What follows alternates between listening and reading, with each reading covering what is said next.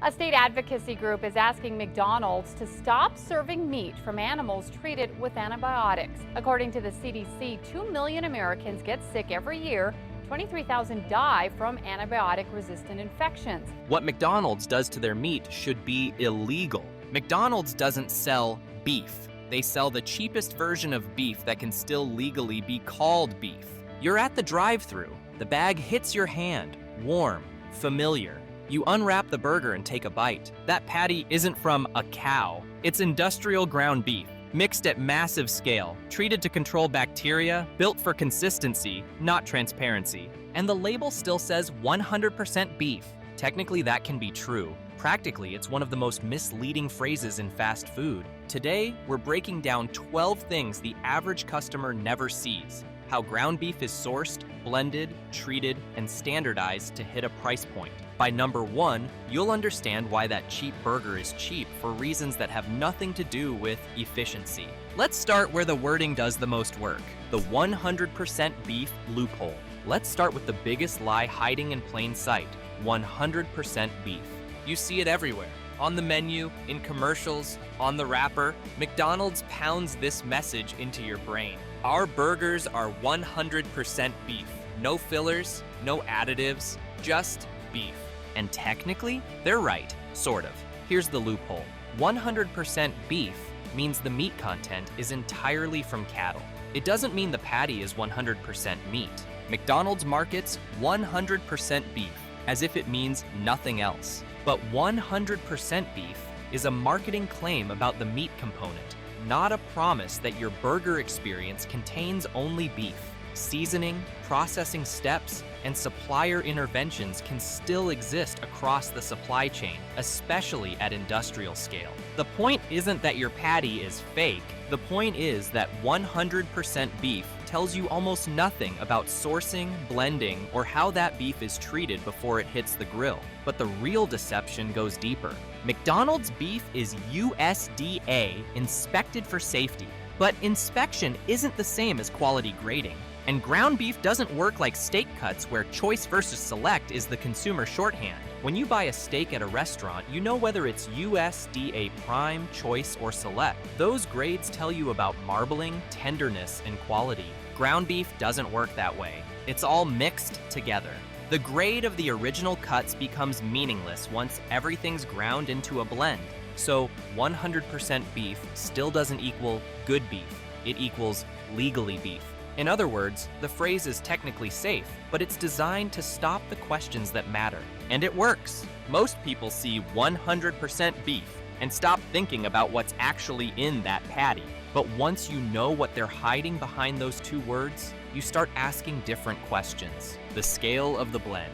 Pick up a fast food burger and realize what ground beef at scale actually means. In industrial processing, beef is ground in massive batches. That blending can involve meat from many animals, sometimes a lot, because that's how commodity ground beef is standardized. Why does that matter?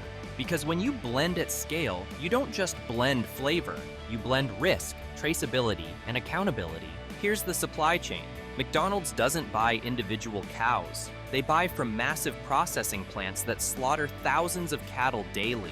Meat from these animals gets ground together in enormous batches. A single production run combines meat from numerous animals. That meat gets mixed, processed, formed into patties, and frozen. Each patty is a blend of beef from the industrial system. If one animal in a large batch has E. coli or salmonella, the contamination spreads across the entire production run. That's why beef recalls affect millions of pounds, because industrial blending magnifies risk. One contaminated source can spread disease across massive production volumes. This isn't theoretical. It's happened repeatedly throughout the history of industrial meat processing. Traditional butcher shops sell meat from one animal at a time. If there's contamination, it's limited. Industrial processing spreads risk across entire supply chains, and tracking becomes difficult. If there's a food safety issue, pinpointing the source means narrowing it to a batch that includes multiple facilities across multiple regions. Your beef can come from multiple countries depending on region and supply. McDonald's sources from the US, Canada, Australia, and New Zealand. The global supply chain makes tracing any individual burger nearly impossible. This supply chain means limited traceability, limited accountability. If something's wrong with your burger, good luck figuring out where it came from. And the blending serves another purpose: standardization.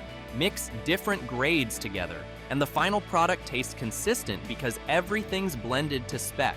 You're not eating beef from a cow, you're eating beef from the industrial meat system. And there's a massive difference: the recovery process. After premium cuts are removed, steaks, roasts, etc., what's left is trim.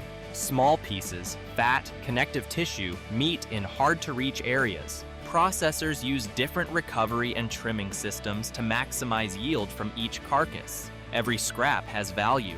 Nothing goes to waste if it can be sold. The result isn't a steak you ground up. It's a standardized blend designed to hit a target fat ratio, texture, and cost. That's why the burger tastes the same everywhere, because the inputs are engineered to be the same.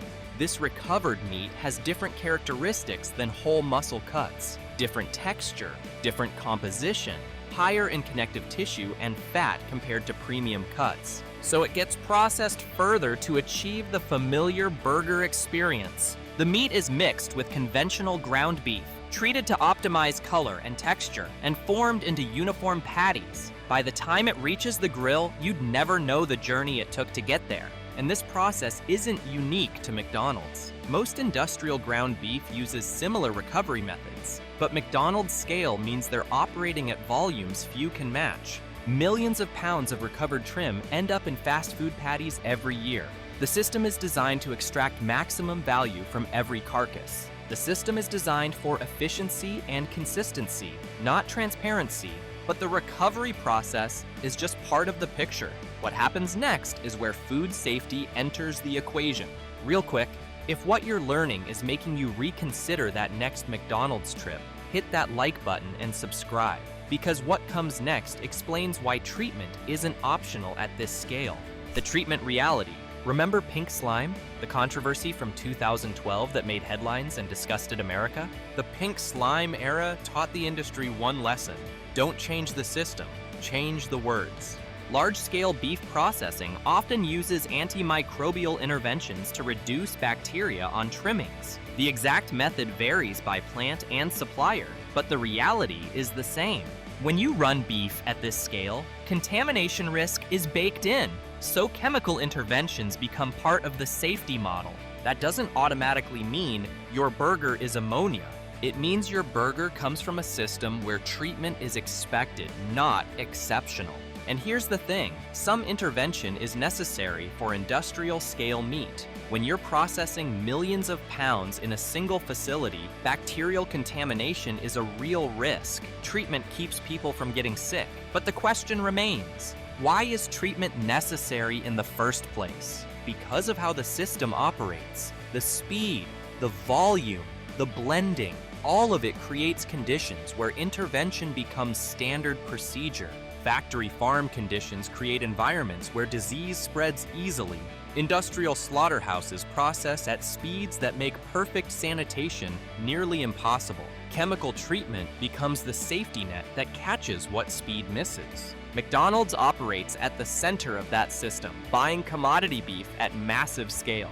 The treatments make the meat safe, but they're also invisible to the consumer. You'll never see them on a label. You'll never know which specific interventions your beef received. That's the trade-off of industrial food. Safety through processing, not through prevention. The treatments are legal. They're probably necessary given the system, but they're definitely not what most people imagine when they think 100% beef. The speed of processing.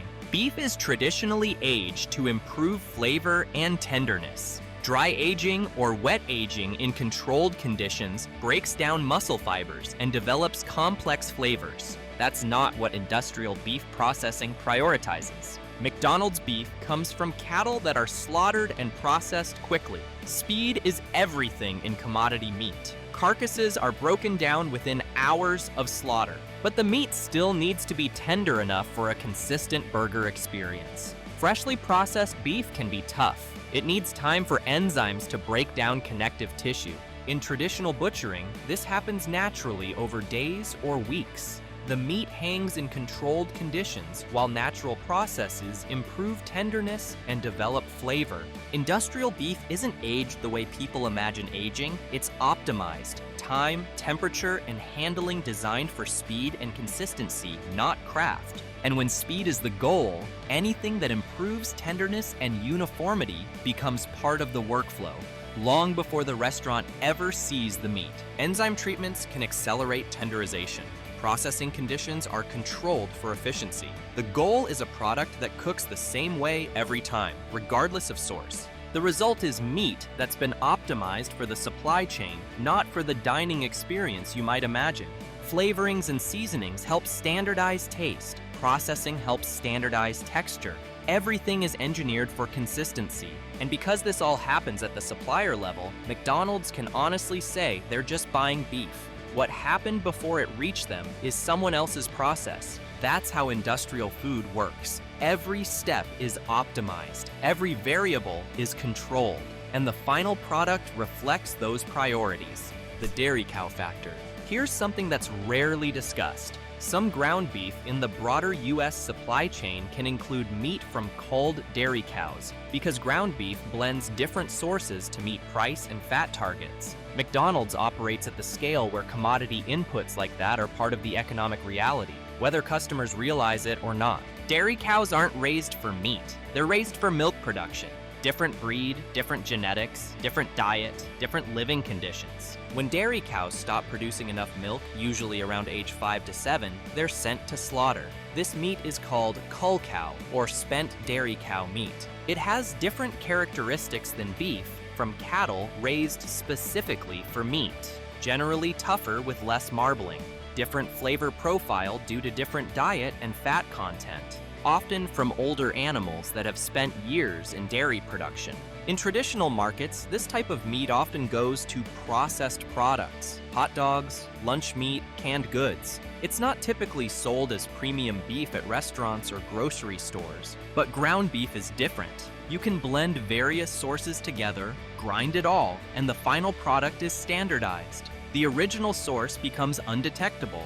At commodity scale, various inputs get blended to hit price and specification targets. That's the economic reality of industrial ground beef. Whatever meets the spec gets used. This isn't illegal. It's not even unusual. It's how commodity meat works at scale. But it's also not what most people picture when they think 100% beef. They imagine cattle raised specifically for meat processed into burgers. The reality is more complicated. The trim reality. When you buy ground beef at a grocery store, you might see labels like 80-20 or 90-10, the ratio of lean meat to fat. McDonald's uses specifications like this, but the inputs are more complex than simple ratios suggest. They use trim, a catch-all term for all the smaller pieces, offcuts, and remnants left after valuable cuts are removed from a carcass. Trim includes fat deposits from various parts of the animal, connective tissue from joints and other areas, scraps from around bones, and any meat too small or irregular to sell as individual cuts. Some trim comes from parts of the animal most consumers wouldn't recognize as beef if they saw them whole. Cheek meat, diaphragm pieces, fat from around organs, all technically beef, all ground into the same blend. All of this gets mixed together. Fat content is adjusted by adding or removing fatty trim. The final beef is a composite engineered to hit specific targets for fat percentage, texture, and cost. And because everything is ground and mixed, you can't identify the original sources. That bite of burger could be from any part of the animal. The grinding process makes everything uniform by design. The industry calls this maximizing yield. Every part of the carcass has value. Nothing goes to waste if it can be incorporated into a product, which sounds efficient until you realize you're eating things labeled as beef that bear little resemblance to what most people picture when they think of beef. Most people imagine muscle meat, the kind you'd see at a butcher counter.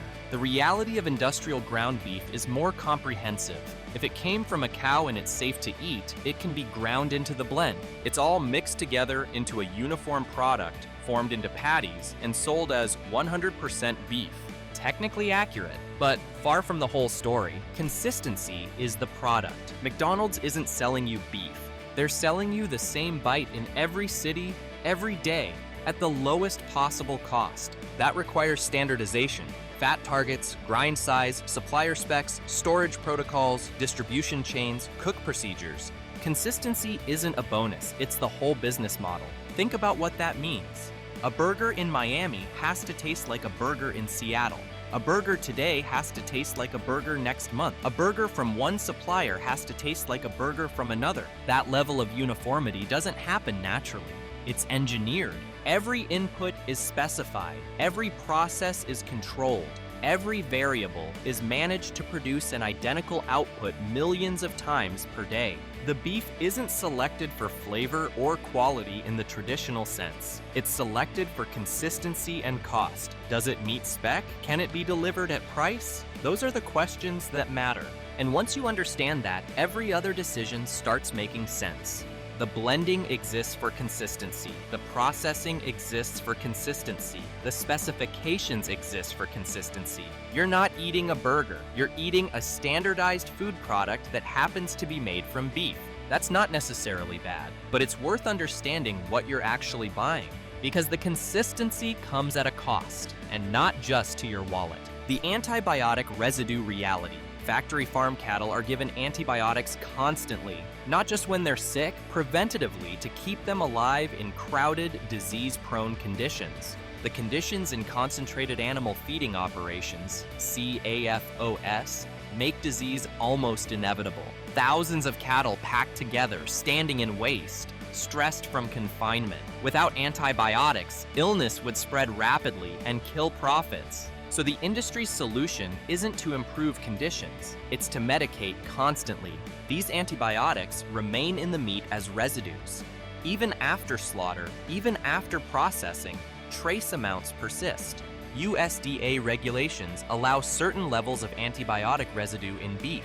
The levels are supposedly safe, but safe is based on eating moderate amounts of meat occasionally. McDonald's customers often eat their burgers multiple times per week. Years of consuming antibiotic residues adds up to exposure levels never tested in safety studies. The cumulative effect of regular consumption wasn't what regulators had in mind when setting safe limits. Every burger is a deposit in a health account you can't withdraw from. The antibiotics accumulate, the effects accumulate, the bill comes later, and the antibiotics used in cattle farming aren't random. They're often the same classes of antibiotics used to treat human infections, including some considered critically important for human medicine. When you consume antibiotic residues regularly, you contribute to antibiotic resistance. Bacteria in your gut adapt to the constant low-level exposure. When you actually need antibiotics for an infection, they're less effective. This is a documented public health crisis. The CDC and WHO have both warned about antibiotic use in livestock contributing to drug-resistant infections in humans. It's one of the most serious health threats we face, and industrial meat production is a major contributor. McDonald's is one of the largest beef buyers in the world. Their demand drives factory farming practices. Their insistence on cheap beef incentivizes conditions that require heavy antibiotic use. They've made pledges to reduce antibiotic use in their supply chain, but enforcement is weak. Suppliers still use antibiotics extensively because raising cattle without them would be prohibitively expensive given current conditions. So every McDonald's burger comes with a side of antibiotic residue. Legal amounts, safe amounts, but amounts that accumulate with regular consumption over years and decades. And that's not the only pharmaceutical residue in the meat, the hormone factor. Growth hormones are standard in U.S. beef production. They make cattle grow faster and larger, producing more meat in less time. For the industry, that's pure economics. More product from the same animal in fewer days. The most common hormones used: estrogen and testosterone, natural hormones, trenbolone acetate, synthetic steroid, and zeranol, synthetic growth promoter. These hormones are implanted in the cow's ear in a small pellet. They release slowly over months, flooding the animal's system with growth-promoting compounds. The cattle grow bigger, faster, with less feed. The economics are compelling. Do they remain in the meat? Studies have found measurable hormone residues in beef from treated cattle. The hormones don't just disappear when the animal is slaughtered. The USDA claims these levels are safe. The beef industry insists there's no health risk. They point to studies showing the amounts are tiny compared to what the human body produces naturally. But in the EU, hormone-treated beef is banned. They looked at the same data and reached a different conclusion. European regulators decided the precautionary principle applied. If there's uncertainty about safety, don't allow it. Same science, different regulatory standards, and fast food is built on that difference. Studies have linked hormone residues in meat to early puberty in children, increased cancer risk, especially for hormone-sensitive cancers, reproductive issues, and endocrine disruption. The research is ongoing and debated.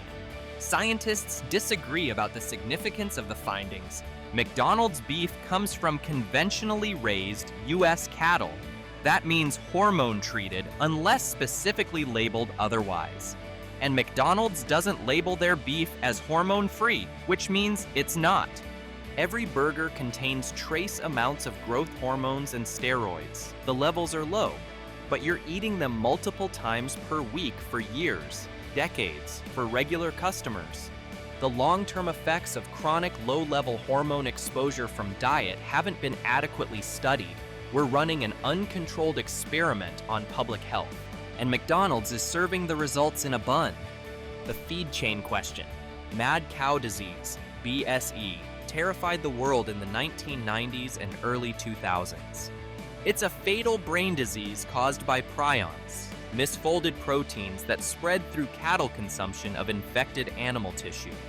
The US banned feeding cattle to prevent BSE. Problem solved, right? Not quite. The ban has loopholes. Cattle can still be fed chicken litter, which contains chicken feed that can contain beef products. They can be fed pork products, blood products from other cattle, certain rendered animal byproducts. So while cattle can't directly eat beef, they're still consuming animal proteins that may include indirect beef contamination through feed chains.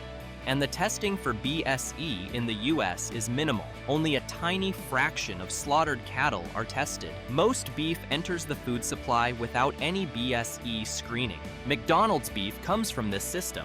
They buy from suppliers who source from conventional American cattle operations with minimal BSE testing. Is there active mad cow disease in US cattle? Probably not widespread, but we don't really know because we don't test adequately. And even if BSE isn't present, the feeding practices raise questions. Cattle are naturally herbivores. Feeding them animal protein, even indirectly, wasn't part of their evolutionary design. The fact that chickens eat beef, and cattle eat chicken waste, and we all eat the cattle, creates a circular system that wouldn't exist in nature. McDonald's beef is caught in this loop, and because they buy from massive commodity suppliers, they have limited visibility into feeding practices at individual farms. That burger came from somewhere in this system. The safety of that system depends on regulations, enforcement, and practices that most consumers never think about. The price point explains everything. Here's what makes everything above inevitable. McDonald's sells hamburgers for $1 to $2, quarter pounders for $4 to $5. These prices are impossibly low for traditional quality beef. Do the math. A pound of decent ground beef at a grocery store costs $5 to $7. That's retail price with one intermediary. McDonald's also needs to pay for processing and grinding, forming into patties, freezing and storage, distribution to thousands of locations, cooking and serving, and generate profit at every step. And they still sell burgers for $1 to $2. How? By using the cheapest possible beef from the cheapest possible sources processed in the cheapest possible ways. Every fact we've covered exists because of the price point. McDonald's can't sell $1 hamburgers using premium beef raised carefully and processed slowly. The economics don't work, so they use commodity beef, recovered trim, meat blended from numerous sources, treatments to ensure safety at scale, cattle raised with antibiotics and hormones because that's cheaper than alternatives.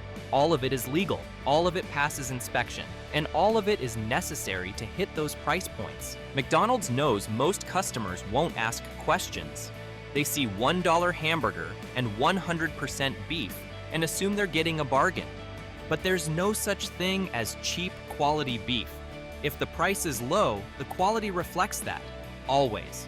That's not a criticism, that's arithmetic. McDonald's beef is commodity product processed for consistency. It's food science and industrial agriculture combining to create something that looks and tastes like a hamburger while being very different from traditional beef. That's why it's cheap. That's why it's consistent. That's why millions of burgers taste identical despite coming from countless different sources. They don't have a quality problem. They have a quality strategy. And until customers demand better, until they're willing to pay more for different practices, nothing changes. That burger feels simple, but it comes from a system that only works at that price if the inputs are cheap, blended, treated, and standardized. So 100% beef isn't a lie, it's a shield. And now you know what it's shielding. If this changed how you see that label, hit that like button and subscribe. We're exposing what food corporations hide behind marketing and legal definitions. Now check out the video on your screen. We're breaking down what another fast food giant does behind closed doors, and the system is just as calculated.